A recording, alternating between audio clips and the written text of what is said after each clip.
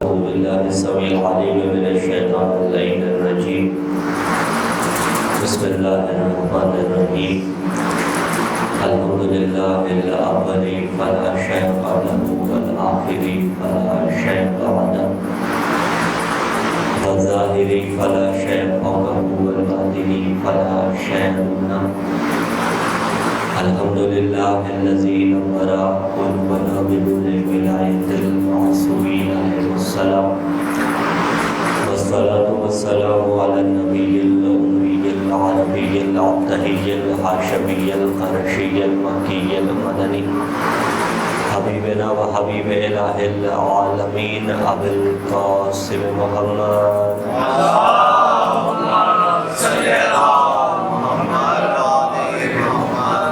وعلى أهل بيت النبوة ومعدن الرسالة الذين أذهب الله عنهم الرجس وطهرهم تطهيرا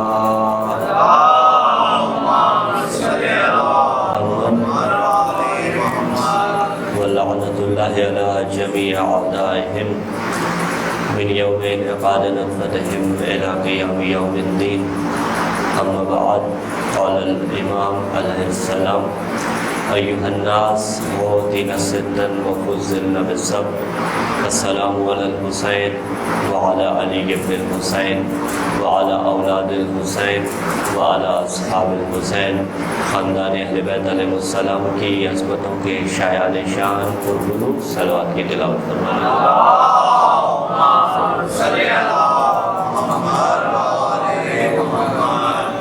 دعا ہے خداوند متعال صفِ ازا کے میر کارواں شہنشاہ دور مرکز دین و ایمان امام العصر والزمان اجل اللہ تعالی فرج الشریف بالظہور میں تاشید فرمائے یا الہ العالمین فاتح شام بی بی حضرت زینب سلام اللہ علیہ کے صدقے میں پروردگار عالم صفِ ازا کو تعالی پوری حجت قائم و دائم رکھنا میرے خالق مالک کریم خدا تجھے واسطہ حضرت زہرا سلام اللہ علیہ کا پروردگار عالم ملک پاکستان میں جاری دہشت گردی کی لہر سے تمام ولی اللہ پڑھنے والوں کو محفوظ رکھنا پروردگار عالم اس قرۂ عرض پر شیعت کی پروردگار عالم ترقی کا ضامن تو ہے بے حق حسین علیہ السلام شیعت کو مضبوط و مستحکم فرما پروردگار عالم اپنی عصمت کے صدقے میں باب الحوائج مولا علیہ السلام کے صدقے میں جو بے اولاد ہیں انہیں اولاد نرینہ عطا ہو جو صاحب اولاد ہیں انہیں اپنی اولادوں کی اچھی تربیت کرنے کی توفیق عطا فرما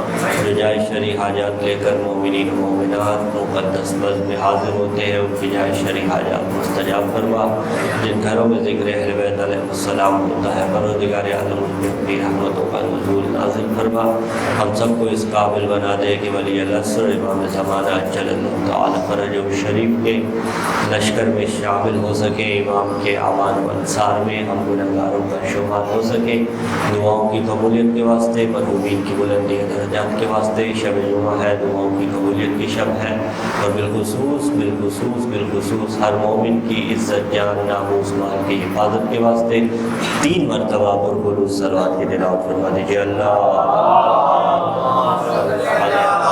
محمد آل محمد اللہم صلی علی محمد آل محمد اللہم صلی علی محمد آل محمد سامعین ذی وقار موالیان حیدر کرار محبان آل اطہار بحمد اللہ بتوفیق الہی و بتعین محمد و آل محمد علیہ السلام سید الساجدین علی زین العابدین علیہ السلام کی شہادت کے سلسلے میں ہم اور آپ اس صفِ ازا پہ آ گئے کہ جس صفِ ازا میں اللہ کے ملائکہ بھی آ کر فخر محسوس کرتے ہیں سرنامہ کلام میں ہم نے سید الساجدین علی زین العابدین علیہ السلام کے شام کے خطبے کے ابتدائی کلمات تلاوت فرمائے اگر دیکھا جائے تو مولا سجاد کو زمانے نے فقط بیمار سمجھا یہ حقیقت ہے کہ سید الساجدین علی زین العابدین علیہ الصلوۃ والسلام مصلحت خداوندی کے تحت کربلا میں بیمار تھے، لیکن بعض اوقات کوئی بیماری ایسی ہوتی ہے جو نقص شمار ہوتی ہے. مثلا برس کی بیماری لے لیجئے، یہ نقص شمار ہوتی ہے، لیکن کچھ بیماریاں نقص شمار نہیں ہوتی. امام وہ ہوتا ہے جو ہر نقص سے منزہ و مبرہ ہوتا ہے. عقائد میں بنیادی تعریف جو امامت کی گئی اس میں امام ہر نقص سے منزہ و مبرہ ہوتا ہے. ہاں ظاہری طور پر کچھ عرصے کے لیے خداوند متعال نے انہیں بیمار کیا، مصلحت خداوندی تھی، لیکن اس کے باوجود بھی منصب امامت بیماری پر حاوی تھا، نہ یہ کہ بیماری منصب امامت پر حاوی تھی. یعنی منصب امامت پھر بھی اعلیٰ ورفع رہتا ہے، بیماری اس منصب سے نیچے آتی ہے. تو جب بیماری منصب امامت پر حاوی نہ تھی، پھر باذن اللہ قادر بھی تھے.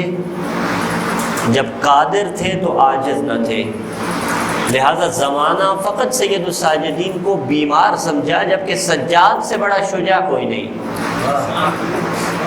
لڑے سجاد علیہ السلام بھی ہیں، لڑے حسین علیہ السلام بھی ہیں، لیکن تلوار کی جنگ حسین نے کی، سجاد نے اپنی زبان کو تلوار بنایا. خطبہ سجادیہ اگر آپ اٹھا کے دیکھیں تو شام کے دربار میں جو مولا سید الساجدین علیہ السلام نے خطبہ دیا، اس خطبے کے اندر مولا نے 80 سے زائد امیر المومنین کے القاب پڑھے ہیں. اس خطبے میں مولا سجاد علیہ السلام نے شام میں علی کی تعریف بیان کی، بتایا کہ میں کس علی کا بیٹا ہوں. آج دیکھ لیجئے وہی شام کی تاریخ ریپیٹ ہو رہی ہے. کل تلک اجداد علی کے خلاف زبان درازیاں کرتے تھے، آج جو تمہارے ہیں ان کو کوئی کچھ نہ کہے، علی اور اولاد علی کے خلاف کوئی کچھ بھی کہتا رہے، وہاں آپ کی رگے ناموس نہیں بھڑکتی. وہاں تو آپ ایسے سوئے ہیں جیسے آپ کی ذات پر فرق ہی کوئی نہیں پڑتا. وہ شام کے جہاں اطلاع ملی امیر المومنین علی ابن ابی طالب علیہ السلام کی شہادت کی، تو لوگ پوچھتے تھے علی اور نماز کیا جوڑ ہے. جب قافلوں والے لوٹتے تھے صحراؤں میں اور یہ کہہ کے لوٹتے تھے کہ میں ابو طالب کا بیٹا علی حیدر کرار ہوں، یعنی اس قدر پروپوگنڈا ہو چکا تھا. اس پروپوگنڈا میں سید سجاد نے علی پڑھا، تو یہ کتنی بڑی شجاعت ہے. علی پہلا ہو تو بھی علی ہوتا ہے، علی چوتھا ہو تو بھی علی ہوتا ہے، یزید چھوٹا ہو تو بھی علی ہوتا ہے، یزید شام والا ہو تو بھی یزید ہوتا ہے.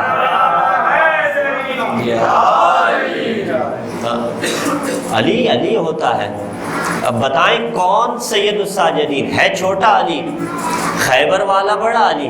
اب بتائیں فرق سمجھیے گا، جو اپنے ید اللہ سے، جو قوت پروردگار سے، جو اللہ والے ہاتھ سے خیبر کو اکھاڑے اسے علی ابن ابی طالب کہتے ہیں، اور جو اپنے خطبے کو اللہ کی قوت بنا کر یزیدیت کے تخت کی جڑوں میں ڈال کے اس کی جڑوں کو اکھاڑ دے اسے سجاد کہتے ہیں.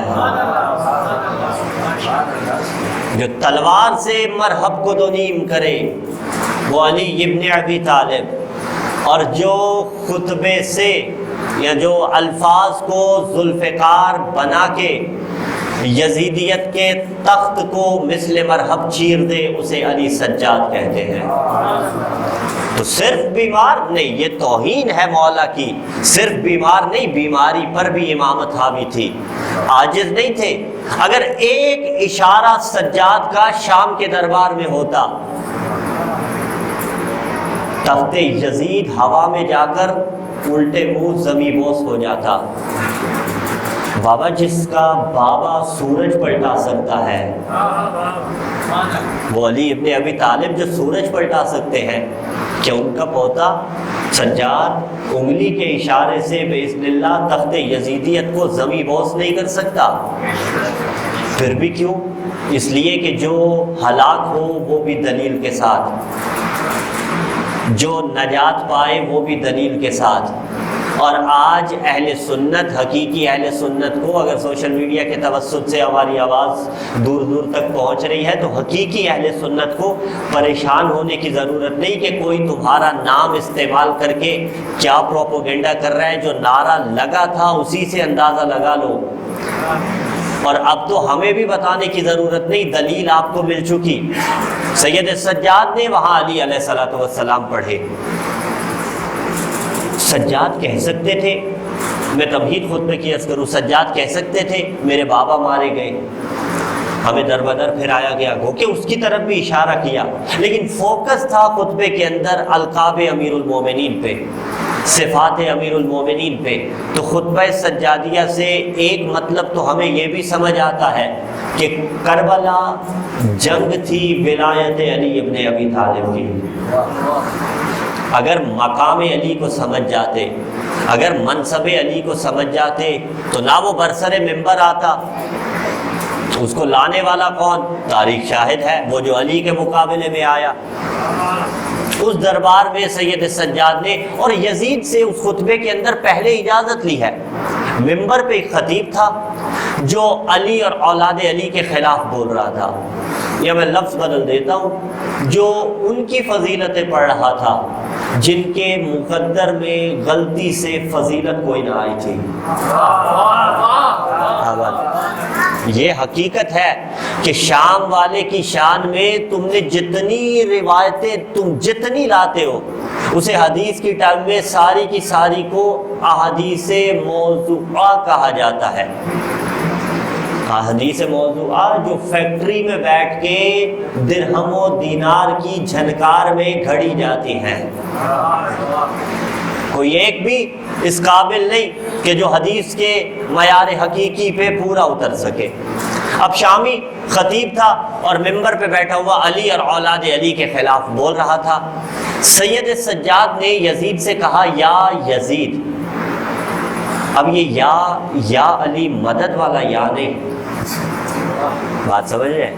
یا ہے حرف ندا، حرف ندا کے عربی میں بہت سے معنی ہیں، یہاں پہ یا مخاطب کو پکارنے کے لیے استعمال ہوا، ٹھیک ہے؟ یا یزید، اے یزید، اے اذن حتی اسعد ہذہ الآباد، مجھے اذن دے، ہذہ الآباد، میں اس لکڑیوں کے ڈھیر پہ چڑھ جاؤں۔ سامنے منبر تھا، سارا کا سارا بیت المال کھا گئے، اور بیت المال لگایا کہاں انہوں نے؟ وہی ظاہری آسائشوں پہ لگایا۔ تو تھوڑا امیجن کیجئے جو منبر دربار شام میں پڑا ہوا تھا وہ دلکش ہوگا یا نہیں ہوگا؟ صلوات پڑھیے محمد و آل محمد۔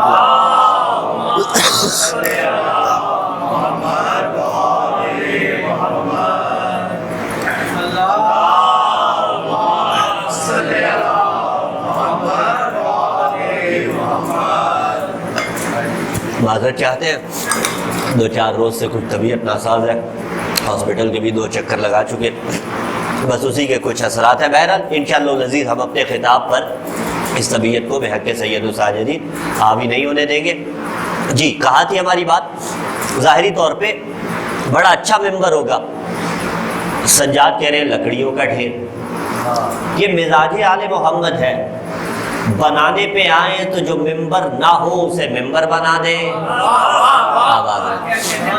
اور نہ بنانے پہ آئیں تو جو ممبر ہو اسے بھی ممبر نہ مانے۔ کہاں کی بات؟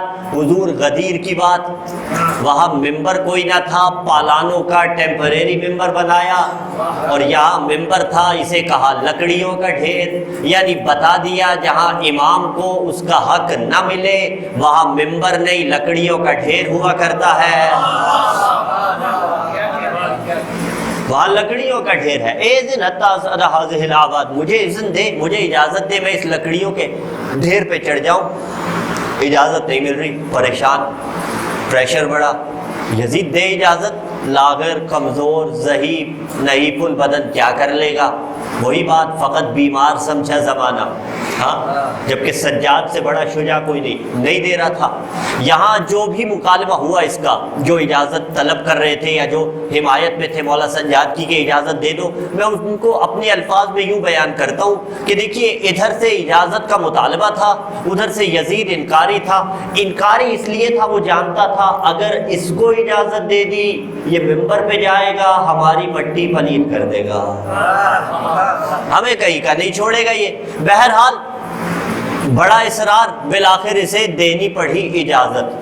اب سید السجاد ممبر پہ آئے ہیں، اور ہم لفظ کہتے ہیں آنکھوں پہ ضبط رکھیے گا، کڑیوں کی آواز دراصل یزیدیت کی موت کا پروانہ بن کے بج رہی تھی۔ یہ شیر علی، یہ شیر خدا کڑیوں میں جکڑا ہوا تھا، اور حقیقت یہ ہے سجاد جیت کا اعلان کرنے ممبر پر گئے تھے۔ ہار جیت کا فیصلہ اس سے ہوتا ہے جس کی فکر باقی رہے۔ اسی لیے جناب بلال کاظمی، خدا کرے زور قلم اور زیادہ بھائی کا، انہوں نے کیا خوبصورت لکھا، انہوں نے کہا کہ اب ظلم و ستم ہاتھ بھی ملنے سے ہے عاجز، صدیوں کفے افسوس کے چھالے نہیں جاتے، جس عزم سے سجاد سوئے دربار چلے ہیں، اس شان سے تو ہارنے والے نہیں جاتے۔ سید سجاد اپنی جیت کا اعلان کر کے ممبر پہ گئے۔ پہلا جملہ کہا ویلو کا ایھا الخاطب، ویلو کا ایھا الخاطب، مولا کے الفاظ ہیں۔ آپ مجلس اعزا کا پوسٹر بنواتے ہیں، اس کے اوپر کیا لکھتے ہیں؟ خطیب اہل بیت فلاں خطاب فرمائیں گے۔ کبھی یہ لکھا خاطب اہل بیت خطاب فرمائیں گے؟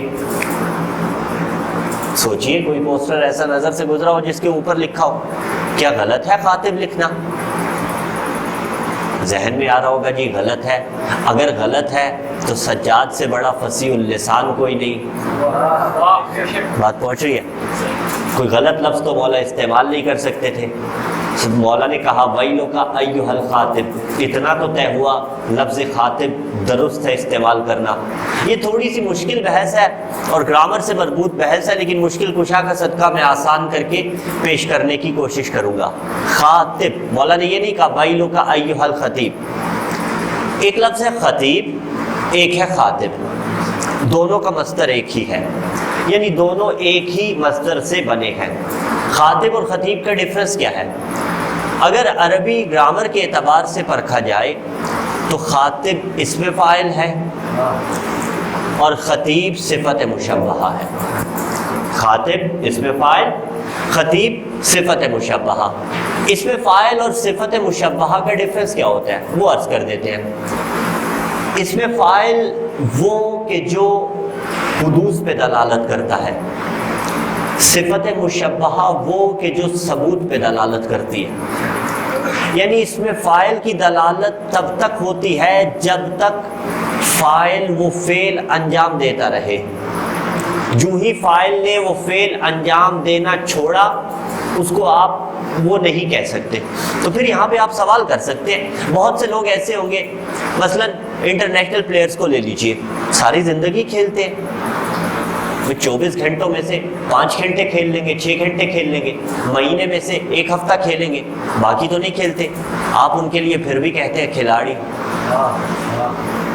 منصب قضاوت پہ بیٹھ کے جو جج صاحب فیصلے دیتے ہیں، آپ اس کے لیے جج کہتے ہیں، ہمیشہ ساری زندگی فیصلے دیتا رہتا ہے، ہمیشہ تو حاکم نہیں رہتا۔ ہم جو کیوں، یہ کس لیے ہے؟ یہ ایک علیحدہ بحث ہوتی ہے کہ پھر ایسے لوگوں کے لیے وہ اسم استعمال کرنا حقیقی معنوں میں نہیں مجازن استعمال ہوتا ہے۔ تو ساری زندگی تو وہ قضاوت نہیں کرتا رہتا، لیکن وہ مجازن استعمال ہوتا ہے، یہ ایک علیحدہ بحث ہے۔ لیکن فقط اس طرف آپ توجہ مربوط رکھیے گا، اس میں فاعل اور صفت مشبہ، جب تک فاعل فعل انجام دیتا رہتا ہے اسے حقیقی معنوں میں اس فعل کے ساتھ متصف کیا جا سکتا ہے، وإلا نہیں۔ صفت مشبہہ جو ٹیمپریری دلالت نہیں کرتی، یعنی اس کی دلالت ایور ٹائم ہوتی ہے۔ عالم وہ جس کے پاس علم ہو، علیم وہ جو ہمیشہ عالم ہو۔ صادق وہ جو اس وقت سچ بول رہا ہو تو آپ اسے کہیں صادق. صدیق وہ جو ہمیشہ سچا ہو. یہ اس میں فاعل اور صفت مشبہہ کا ڈفرنس ہے. لیکن وہ چیز ذہن میں رکھیے گا کہ اگر کسی کو آپ کہتے ہیں تو مجازن کہتے ہیں. اس میں فاعل کی دلالت ٹیمپریری. بچہ گلی میں کھیل رہا ہو، ہزاروں افعال ہیں، کھیل رہا ہو، جب تک کھیلے گا تب تک آپ کھیلنے والا کہیں گے، جب تک آپ لکھ رہے ہو تب تک لکھنے والا کہیں گے، جب تک کھا رہے ہو تب تک کھانے والا کہیں گے. اعلیٰ قیاس سے ہاذا 1101 مثالیں آپ نکال سکتے ہیں. اس میں فاعل کی دلالت تب تک جب تک وہ فعل انجام دے رہا ہو. اب خاطب ہے اس میں فاعل، خطیب ہے صفت مشبہہ. خاطب یعنی جو تھوڑی دیر کے لیے خطاب کرے، جو ہی خطاب چھوڑا خاطب نہیں کہلائے گا. خطیب جو ہمیشہ خطاب کرتا رہے. ہمیں جو آپ خطیب کہتے ہیں یہ مجازن کہتے ہیں. حق تو بنتا تھا مولا کہتے ویلو کا ایھا الخطیب. مولا نے کہا ویلو کا ایھا الخاطب. اس میں فاعل کا صیغہ استعمال کیا، یعنی بتایا کہ تو جو علی اور اولاد علی کے خلاف بھونک رہا ہے، تیرا یہ بھونکنا ٹیمپریری ہے. تیری یہ زبان جو چل رہی ہے عارضی طور پہ چل رہی ہے، تھوڑی دیر بعد سجاد تجھے گونگا کر دے گا. یعنی سجاد تجھے بولنے کے قابل پھر نہیں چھوڑے گا. ویلو کا ایھا الخاطب کیا مطلب؟ تجھ پہ اللہ کی لعنت ہو، تف ہو تجھ پہ، وائے ہو تجھ پہ. ایھا الخاطب، اے خطیب، اشتریتا مرضات المخلوق بسخط الخالق. تو نے مخلوق کو راضی کیا، اللہ کو ناراض کیا. اشتریتا خرید لی تو نے، مرضات المخلوق مخلوق کی مرضیاں.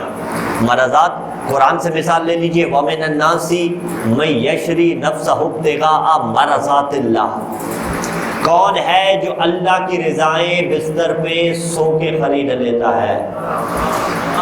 یہ اپنے اپنے مقدر کی بات ہے نا. کسی کو جاگ کے کچھ نہ ملا، کسی کو سو کے ساری خدائی مل گئی.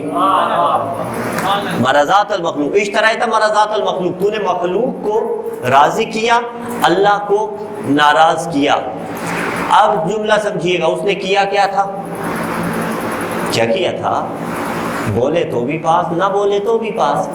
علی اور اولاد علی کے خلاف بولا تھا. مولا کہتے ہیں مرضات المخلوق و سخط الخالق. تو نے مخلوق کی مرضیاں خریدی، اللہ کو ناراض کیا. اسلام کلیات پہ بحث کرتا ہے، اسلام فارمولاز دے دیتا ہے، ان فارمولاز سے آپ اپلائی کرتے جاؤ اپنی زندگیوں میں. اس نے علی اور اولاد علی کے خلاف زبان استعمال کی. سجاد نے کہا اشتریتا مرضات المخلوق. تو نے مخلوق کی مرضیاں خریدی، اللہ کو ناراض کیا. تو اتنا تو طے ہو گیا، وہ زبان جو علی یا اولاد علی کے خلاف چلے 1400 سال پہلے یا 1400 سال بعد، وہ کبھی بھی رضی اللہ کی زبان نہیں ہو سکتی. وہ زبان رضی اللہ کی نہیں ہوگی. اشتریتا مرضات المخلوق. تو نے مخلوق کی مرضیاں خریدی. اور دیکھ لیجئے گا، یہی سجاد نے پیمانہ دے دیا خطیب حسینی ہونے کا اور خطیب یزیدی ہونے کا، کہ جو مخلوق کی مرضیاں خریدے اللہ ناراض کرے وہ یزیدی خطیب، جو اس کو راضی رکھے مخلوق ناراض ہوتی ہے تو ہوتی رہے وہ حسینی خطیب. اب سید سجاد نے اپنا تعارف ممبر پر کروانا شروع کیا. پہلے جملے جو ہم نے سرنامہ کلام میں پڑھی، مولا فرماتے ہیں ایھا الناس، اے لوگو، اوتینا ستن وفضلنا بسبع. اللہ نے ہمیں 6 چیزیں عطا کی، وفضلنا بسبع، اور 7 فضیلتوں سے نوازا. اوتینا ستن وفضلنا بسبع، عطائیں اور فضیلتیں اور. دیکھیے عطا سب پہ ہو سکتی ہے، لیکن یہ حقیقت ہے جیسی آل محمد پہ ہوتی ہے ایسی کسی پہ نہیں ہوتی. اگر باقی کائنات میں کسی پہ کوئی عطا ہوئی بھی ہے تو آل محمد کا صدقہ ہوئی ہے. عطا اور فضیلتیں اور. اوتینا ستن، اللہ نے ہمیں 6 چیزیں عطا کی، وفضلنا بسبع، اور 7 فضیلتیں دی. جسے آپ آل محمد کی عین ممکن ہے سب سے بڑی فضیلت مانتے ہو، اسے سجاد نے دربار میں فقط ایک عطا کے طور پہ ذکر کیا ہے. میں دلیل دے دیتا ہوں، آگے جب مولا کا خطبہ آگے بڑھے گا تو بات کھل جائے گی۔ مولا فرماتے ہیں اوتینا العلم، اللہ نے ہمیں علم عطا کیا۔ سجاد نے یہ نہیں کہا کہ اللہ نے ہمیں فضیلت علم دی، سجاد اس کو فضیلت والی کیٹیگری میں کنسیڈر ہی نہیں کر رہے، وہ تو کہہ رہے ہیں اوتینا العلم، یعنی جسے آپ سب سے بڑی فضیلت مانتے ہیں، سجاد اسے فقط ایک عطا مانتے ہیں۔ اوتینا العلم، اللہ نے ہمیں علم دیا، والحلم، حلم ہمیں دیا۔ کیا حلم؟ کیا مطلب حلم؟ وہی حلم جو امام حسن علیہ السلام کے سامنے ایک شخص نے جسارت کی اور امیر المومنین کو برا بھلا کہا، جواب میں مولا نے کیا کہا؟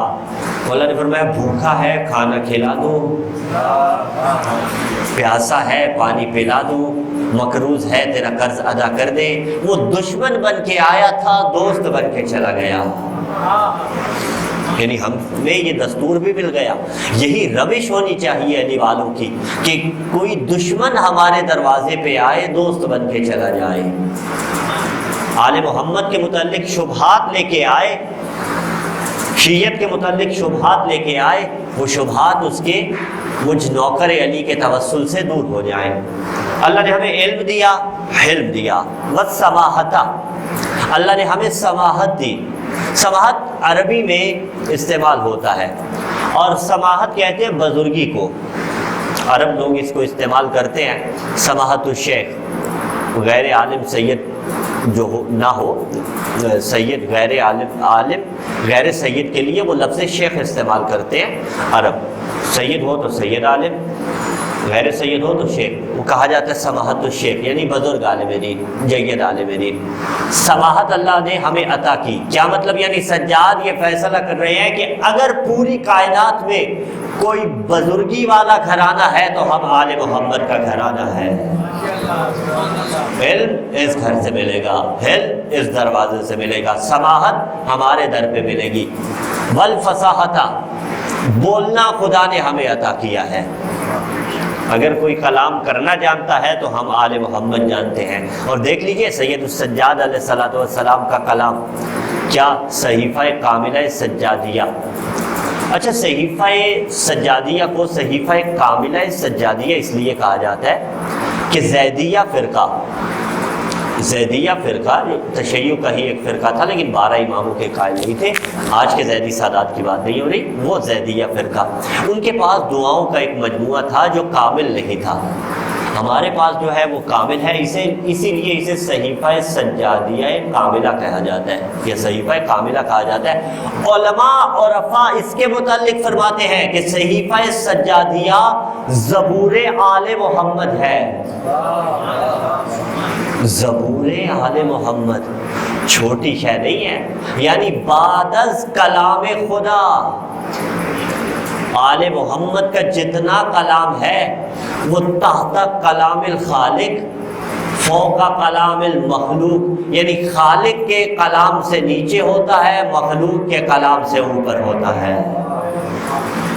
ان کے کلام کی برابری کوئی نہیں کر سکتا۔ اللہ نے ہمیں علم دیا، حلم دیا، سماحت دی، فصاحت دی، والشجاعت، اور اللہ نے ہمیں شجاعت دی۔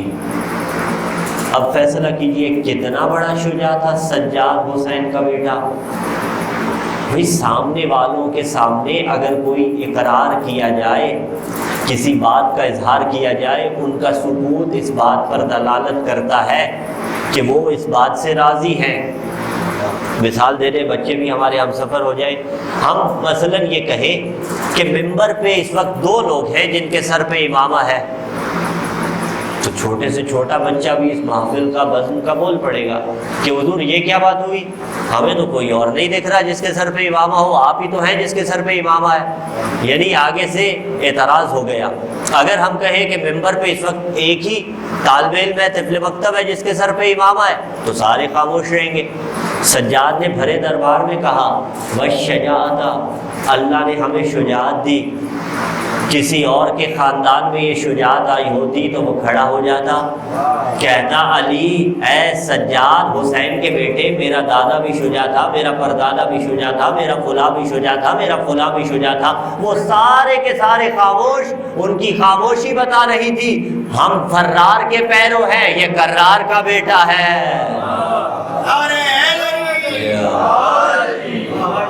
خاموش سکوت داری ہے والشجاعت۔ اللہ نے ہمیں شجاعت دی۔ چھٹی چیز جو مولا نے فرمائی، مولا فرماتے ہیں والمحبت فی قلوب المومنین۔ میں اس کا ترجمہ اس انداز میں کرتا ہوں، یعنی اللہ نے مومنوں کے دلوں میں ہماری محبت رکھی ہے کہ وہ 1400 سال بعد بھی 28 محرم الحرام کو نیول اینکریج کی سرزمین پہ بیٹھ کے چند لوگ اکٹھے ہو کے علی کا ذکر کر کے خوش ہو رہے ہوں گے۔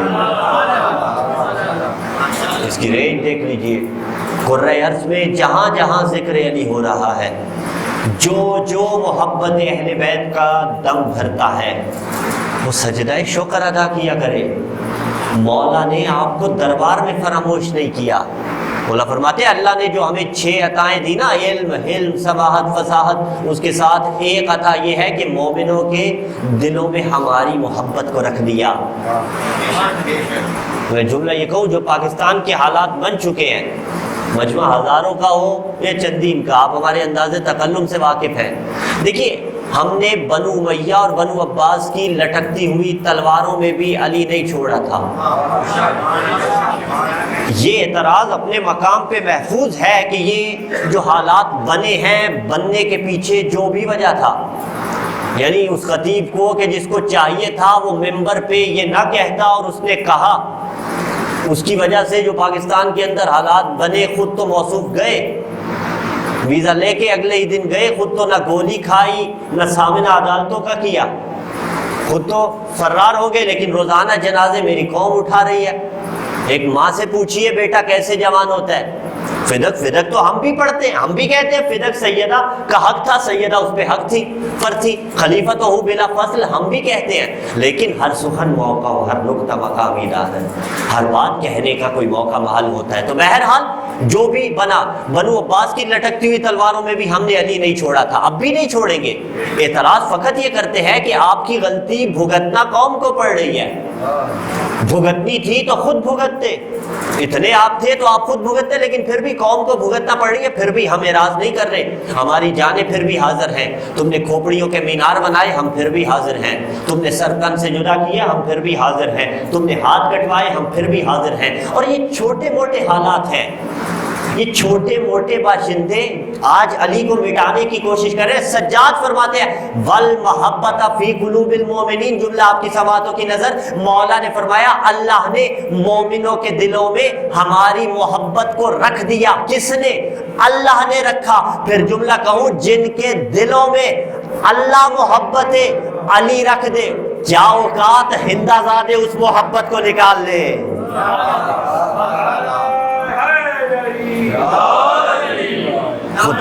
اللہ اکبر، نعرہ تکبیر، اللہ اکبر، نعرہ رسالت، یا رسول اللہ، نعرہ رسالت، یا رسول اللہ، نعرہ حیدری، حیدری، اور محمد آل محمد برہتر صلوات، اللہم صلی علی محمد۔ اللہ جو دل میں محبت رکھے، تمہاری اوقات، تمہاری حیثیت کیا ہے تمہاری؟ تم جن کو مانتے ہو ان کی اوقات کیا ہے؟ ہاں تم نے نعرہ تو لگا دیا، یزید کیا کہا؟ امیر یزید۔ اب پھر تمہارے سارے امیر میں چیک نہ کر لوں؟ جس کے نزدیک محارم کے ساتھ وہ جائز کہ جس کے نتیجے میں یزید دنیا میں آیا، تو پھر سارے ہم چیک کر لیتے ہیں۔ یہی تمہارا معیار ہے، اس کو زندہ باد کہہ رہے ہو، خدا کا خوف کرو، لیکن کیسے؟ مردہ باد، اور کوئی پریشانی کی ضرورت نہیں ہے، ہر شخص امان میں رہے۔ خداوند متعال آپ کو، ہر علی ولی اللہ پڑھنے والے کو، ہر علی ولی اللہ پڑھنے والے کو، ہر صاحب ممبر کو اپنی محافظت کے حصار میں رکھے، اور پریشان نہ ہوئیے گا اس لیے کہ ہمارا امام زندہ ہے۔ خود مولا فرماتے ہیں، حجت دورہ کا ایک فرمان آپ کو سنائیں گے، لیکن پہلے آپ ظہور امام کے لیے ایک باواز بلند صلوات پڑھیے۔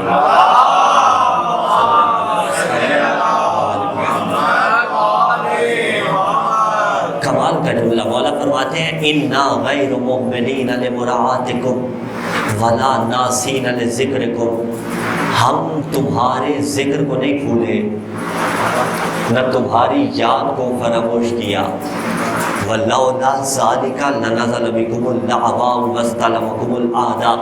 امام زمانہ فرما رہے ہیں، اے علی ولی اللہ پڑھنے والوں، اگر ہم تم پہ نظر کرم نہ کیے ہوئے ہوتے، تمہارا دشمن تمہیں چن چن کے مار دیتا۔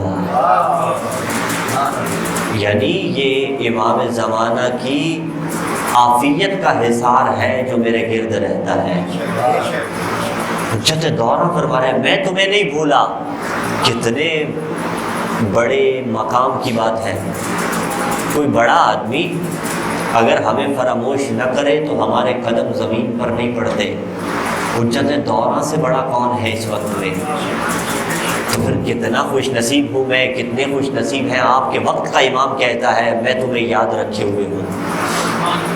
ایک جملہ کہوں، کیا میں مولا کو یاد رکھے ہوئے ہوں؟ I'm sorry to say، میں معذرت چاہوں گا، یاد رکھے ہوئے ہوں فقط غم کے موقع پر، خوشی میں مجھے مولا یاد نہیں آتے۔ کبھی میں نے یہ کوشش کی کہ میرے گھر میں میرے بیٹے کی یا میری بیٹی کی یا خود میری جوان کی شادی ہو تو میں نے کیا شادی کا پہلا کارڈ حجت دورہ کے نام لکھا؟ کبھی میں نے جسارت کی، کبھی میں نے یہ کیا کہ مولا آپ تو موجود ہیں نا، کہیں گئے تو نہیں، دنیا میں ہی ہے، مولا میں عقد کر رہا ہوں، میں شادی کر رہا ہوں، میرے گھر میں خوشی ہے، تشریف لائیے گا۔ جرت کر ہی نہیں سکتا، مجھے پتہ ہے میں نے وہ کرنا ہے جو حجت دورہ کو ناپسند ہے۔ اگر وہ کروں کہ جو حجت دورہ کو پسند ہو تو پھر یہ یاد رکھوں گا۔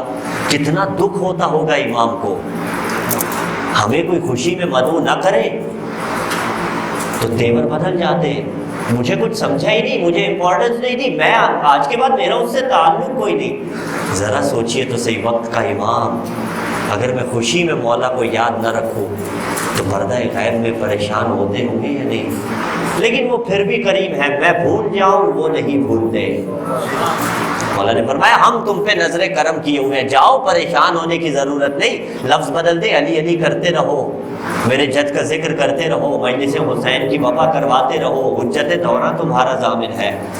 فاتقوا اللہ، بس ایک عنایت تم کرنا، تقوی الہی اختیار کرنا۔ تو بات کہاں تھی؟ سید سجاد نے کتنا احسان کیا ہم پہ، یہی کہوں گا نا بابا، احسان کیا ہم نوکروں پہ کہ والمحبت فی قلوب المؤمنین، اللہ نے مومنوں کے دلوں میں ہماری محبت رکھ دی۔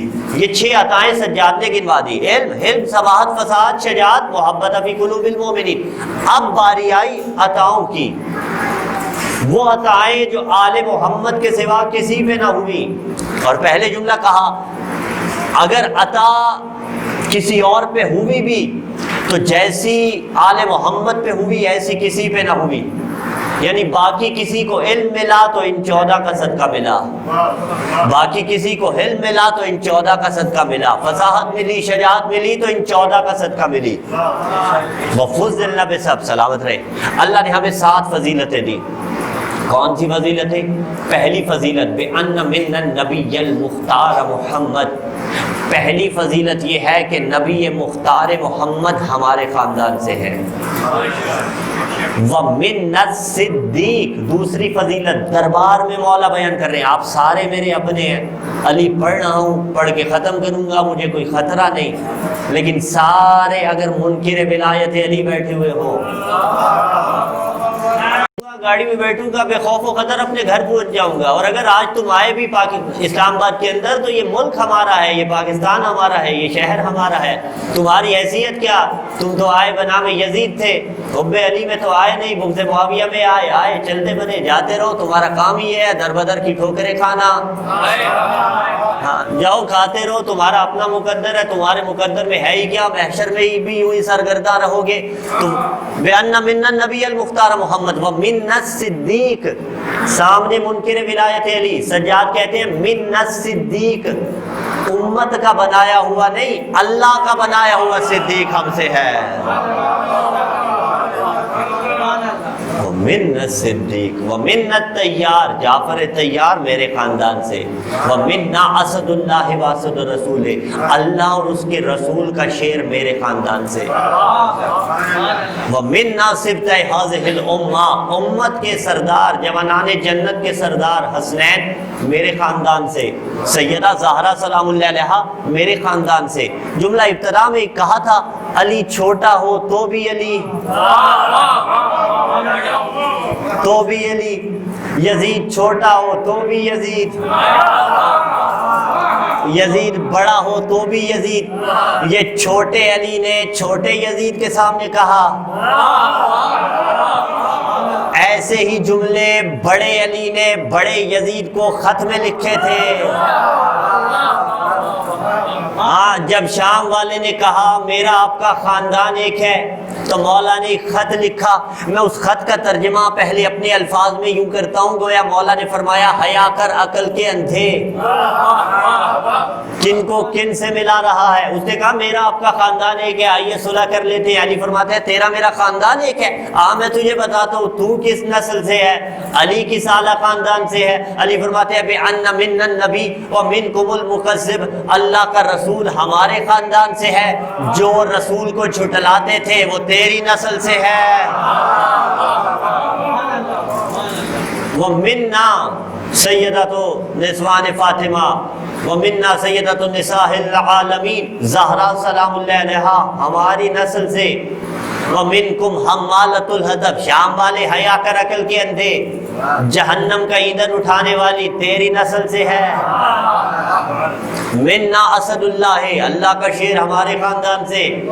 وَمِنْكُمْ اسد الاحلاف, قسمیں توڑنے والے تیری نسل سے. ہاں ادھر رسول سے نہ بھاگنے کا عہد و پیمان لیتے تھے, ادھر فرار ہو جاتے تھے, وہ تیرے خاندان سے ہیں. منا سیدہ شباب اہل الجنہ, جوانان جنت کے سردار ہمارے خاندان سے. وَمِنْكُمْ سِبِّيَّةُ النَّارِ, جہنم کے بچے تیری نسل سے. میں اس کے لیے کہتا ہوں یعنی مولا نے فرمایا وہ جو بائے برتھ جہنمی ہیں تیرے خاندان سے ہیں, یعنی جن کی خلقت ہی ایسی ہوتی ہے کہ جنت کی خوشبو سونگھنے کے قابل نہیں ہوتے. نجاستوں میں پلے بڑھنے والے تیرے خاندان سے ہیں. گویا جو علی نے کہا, یہاں پہ محسن نقوی کے اشعار نہ پڑھے تو پھر بات ادھوری ہوگی نا, اسی لیے کہا تھا علی چھوٹا تو بھی علی, علی بڑا تو بھی علی, یزید چھوٹا تو بھی یزید. اسی لیے شہید محسن نقوی نے کہا تھا ٹکرائے گا حسن سے کہاں کوئی بے نسب, یہ وجہ ذوالجلال وہ ابلیس کا غضب. ٹکرائے گا حسن سے کہاں کوئی بے نسب, یہ وجہ ذوالجلال وہ ابلیس کا غضب. حیدر کہاں کہاں کوئی فرزند بنت شب, زہرا سے کیا ملے کوئی حمالۃ الحطب. بیعت کی باس ہی سر محفل فضول ہے, وہ پے کرے خطا تو یہ ابن رسول ہے. غلام آل محمد ہوں بخل کیسے کروں, آباد رہے. غلام آل محمد ہوں بخل کیسے کروں, میں دشمنوں میں بھی تحفے ہزار بھیجتا ہوں. اگر ادھر ہے مسلسل درود کی بات, ادھر ایک چیز بے شمار بھیجتا ہوں. محمد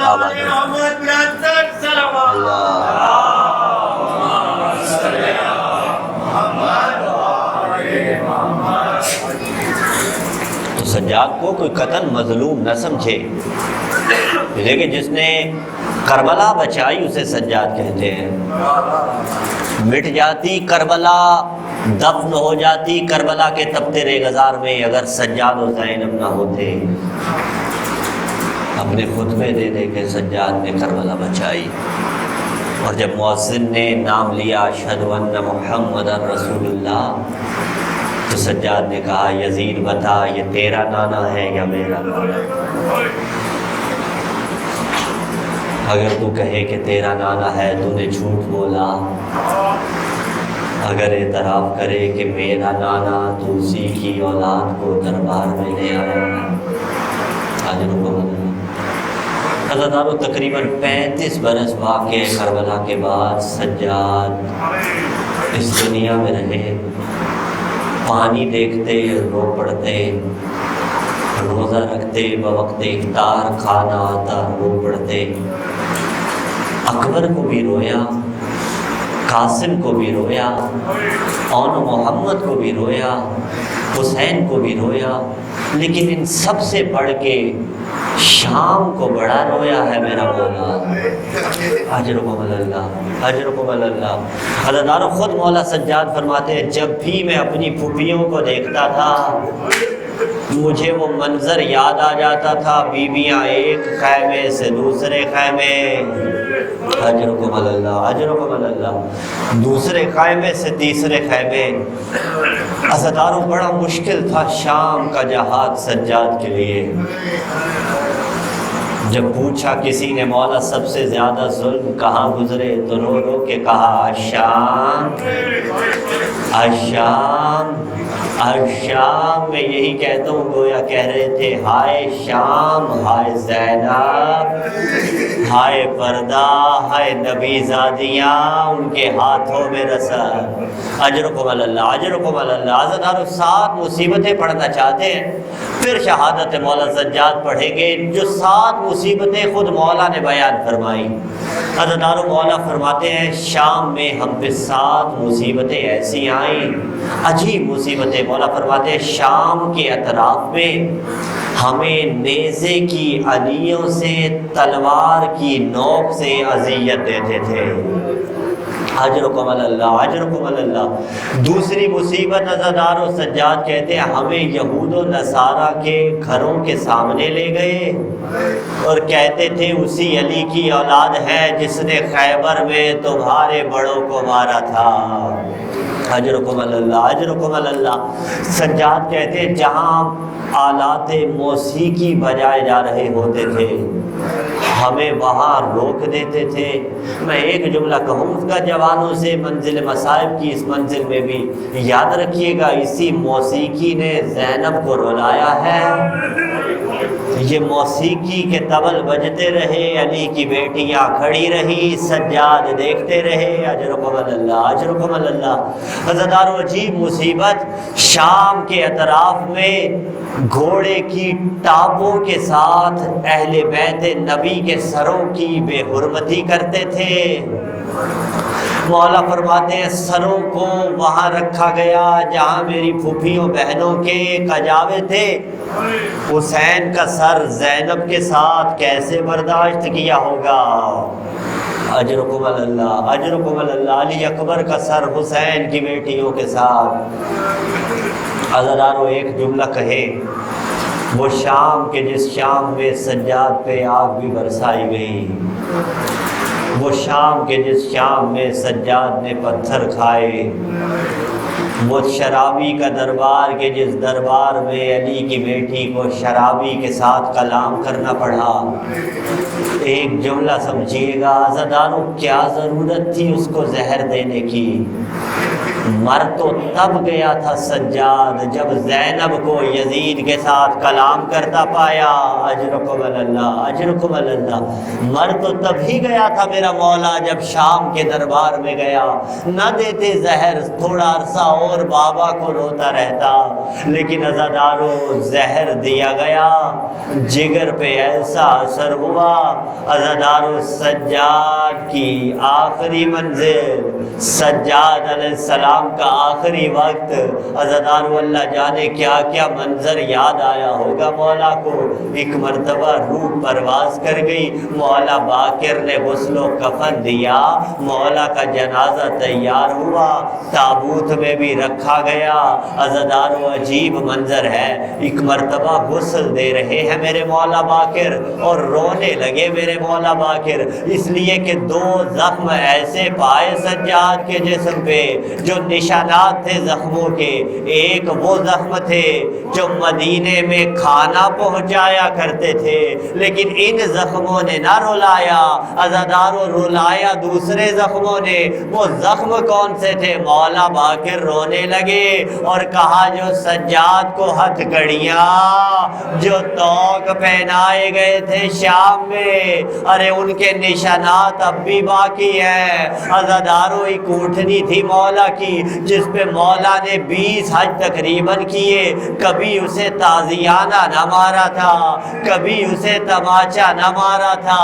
اس جانور کو اتنا حیا تھا، سجاد کے جانے کے بعد مولا کی قبر پہ آئی اور 3 دن تک اسی حالت میں کبھی ٹکرے مارتی تھی، کبھی سجاد کی تربت کی مٹی ملتی تھی۔ عزادارو اس نے جان دے دی۔ میں کہوں گا مولا اپنے جانور کا اتنا خیال، جانور کو تازیانہ نہ مارا، لیکن شام کے بازار میں تجھے اتنے تازیانے مارے گئے۔ عزادارو غربت مولا سجاد کی ہے، لیکن لا یوم کا یومی کا یا ابا عبداللہ، اے مولا حسین آپ کی غربت پہ کون نہ روئے، اس لیے کہ مولا سجاد کی شہادت ہوئی، لیکن غسل تو ملا، کفن تو ملا، دفن تو کیا گیا، مولا باقر تو موجود ہے، لیکن حسین کو غسل نہ دیا گیا۔ ارے 3 دن تک لاشا بے گور و کفن پڑا رہا، سجاد کا جنازہ باقر نے پڑھا، لیکن غربت سجاد کی بابا کے لاشے سے ایسے گزرا جیسے حسین کا وارث کوئی نہیں۔ ماتم سجاد۔